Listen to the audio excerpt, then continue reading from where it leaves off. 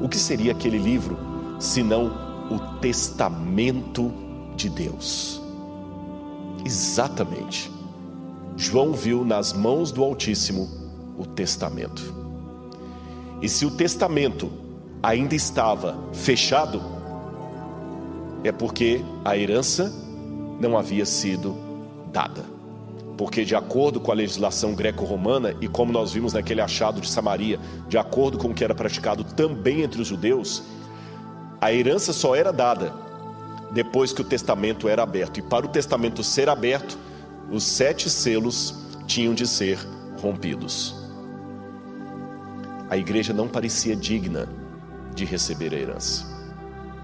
Agora eu entendo talvez por que João chorava tanto. Em Mateus capítulo 5, verso 5, Jesus fez uma declaração que o próprio João ouviu pessoalmente. Bem-aventurados os mansos, porque eles herdarão a terra. O próprio Espírito, diz o apóstolo Paulo em Romanos capítulo 8, 16 e 17, o próprio Espírito testemunha ao nosso espírito que somos filhos de Deus. Se somos filhos de Deus, somos também herdeiros. Mas se nós somos herdeiros, como é que nós vamos herdar? Nós não temos dignidade para isso. Ninguém tem. Todos pecaram e todos carecem da glória de Deus. Todos. Eu entendo agora as lágrimas de João. Ninguém é digno. Mas de repente o que acontece? Um triunfo começa e alguém chega para João e fala assim: João, não chora. Sabe por quê? O Cordeiro de Deus que foi morto, ele é digno de abrir o livro e desatar-lhe os selos.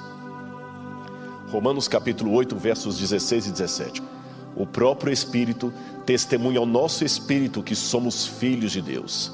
Se somos filhos, então também somos herdeiros. Herdeiros de Deus e co-herdeiros com Cristo, se realmente participarmos dos seus sofrimentos, para que da mesma maneira participemos da sua glória, o sofrimento e a glória futura. Então o rei dirá aos que estiverem à sua direita: venham benditos de meu Pai, recebam como herança o reino que foi preparado para vocês desde a criação do mundo. Quando Adão e Eva foram criados, Deus franqueou o reino para eles. A terra era de Adão, Eva e de toda a sua descendência. Quando Adão entregou de papel passado a terra para Satanás, a ação não era moral, porém o diabo tornou-se legalmente o dono desse mundo. É por isso que no livro de Jó, quando os filhos de Deus comparecem perante o Deus, veio também Satanás entre eles. E é interessante que Deus pergunta a Satanás: de onde vens? Em hebraico, miaitavô. O que você está fazendo aqui? É um trocadilho. E o diabo responde com outro trocadilho para Deus: eu vim de rodear a terra e passear por ela. O que ele quis dizer com isso? Havia um costume no Antigo Oriente Médio que quando um rei queria ter a certeza que tudo estava bem no seu reino e que não havia oposição, ele passeava pelo reino, ele ou um dos seus emissários. É por isso que a Bíblia fala que Davi passeava pelo seu palácio à noite quando viu Betseba tomando banho. É por isso que a Bíblia fala: passeava Deus pelo jardim do Éden na viração do dia. Não é que Deus estava dando um passeio, estava verificando. E o diabo fez a mesma coisa: eu sou o dono da terra. Só que agora você sabe, para recuperar a terra das mãos do diabo, porque nós somos o objeto da demanda com tudo que o mundo possui, Cristo teve que pagar o preço da cruz. Ele morreu no meu e no seu lugar. De modo que, legalmente falando, se você quer ser justo, o céu não é para você, nem a terra renovada, nem para mim. Legalmente falando, o céu, o novo céu e a nova terra pertencem a Cristo. Ele que conseguiu de volta o direito de propriedade. E o que ele faz? Graciosamente partilha a sua herança conosco. Por isso que nós somos co-herdeiros de Cristo. Ele pode abrir o livro do testamento, quebrando cada um dos selos. Ele tem dignidade para isso. Mas se você prestar atenção no Apocalipse, o cordeiro ainda estava degolado. Esfrados, ou em grego, dá a entender que o cordeiro estava em pé no trono, mas ainda com a ferida aberta, que é a degola aberta. É isso que está no grego. O cordeiro vivo, mas com aquela abertura aqui. O que isso significa? Quando Cristo ressuscita, ele continua tendo as marcas dos pregos nas mãos, tanto que ele pede a Tomé que coloque a mão nas suas feridas. O corpo glorificado dele, de maneira excepcional, não apagou as marcas do pecado, que nem eram dele, eram nossas. Jesus não perdeu os seus poderes divinos, Jesus não perdeu as capacidades divinas dele, mas ele voluntariamente vai por toda a eternidade continuar preso a um corpo humano cicatrizado, com feridas. Sabe por quê?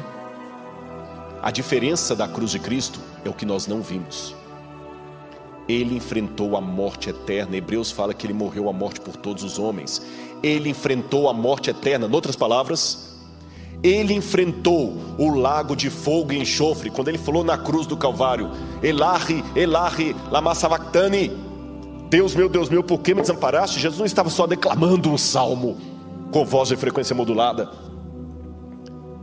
Ele estava renunciando por toda a eternidade alguns aspectos que ele não perde, mas deixa de usá-los. Entre eles, o fato de que agora ele estará por todo sempre preso a um corpo de carne e osso. O livro de Atos diz que Jesus voltará assim como para o céu nós o vimos ir. Quando Cristo subiu ao céu, ele não cortou o laço da humanidade como se corta uma fita. Tanto é que a Bíblia fala que nós subiremos e de glória em glória para ter um corpo semelhante ao da sua glória. O cordeiro continua machucado por amor de você. O cordeiro pode abrir o livro do testamento e compartilhar conosco a herança dele. Por isso que ele fala: vocês se assentarão no meu trono comigo, como eu me assentei com meu pai. Vocês serão sacerdotes juntos comigo. E naquele tempo eu olhei para Nova Jerusalém e não vi lá santuário, porque o próprio Cordeiro de Deus está no meio deles. Imagine João orando: o que vai acontecer com a tua igreja, Senhor? E nesse momento o Espírito Santo toma novamente em visão. Ele novamente se acha no céu.